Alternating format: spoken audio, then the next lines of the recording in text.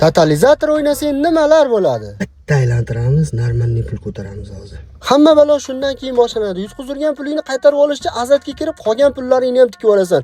Keyin nima qilishni bilmasdan stressga tushasan. Kreditlarni vaqti kelyapti, to'lash kerak. Kontagingda bor odamlardan keyin qarz so'rashga o'tasan.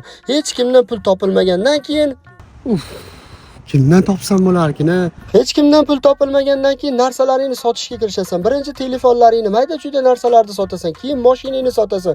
Ko'chadagi har bitta ko'rgan odamingdan qarz so'rab, ertandan qaytaraman deb pul olishni boshlaysan. Eng yomoni uyingdagilarni kasalga chiqarib, hammadan qarz so'raysan. Tushunadigan, amaki mazalari yo'q degan. Ha, do'stim. Agar tezda yuraklarni operatsiya qildirmasak, asrab qola olmasligimiz mumkin ekan. Amayli bo'lmasa buni pulni olib qo'y, amakimga yaxshiroq qaragin. Ehtiyot qilgan amakimni. Do'stim, rahmat. Lekin qaytaraman tez kunlarda. Bo'pti, sog' bo'lgin, charchaman. Bu o'yinni xumoridan marazlikning eng cho'qqi darajasiga chiqasan, lekin baribir aybi oshkor bo'ladi. Ya, amaki yuragingiz yaxshimi? Ha, yaxshi, nima o'ynadi deyapsan? Ha, o'g'lingiz dadam mazalari yo'q deb mendan $2000 qarz olib ketdi. Mol, tur o'rningda. Tur.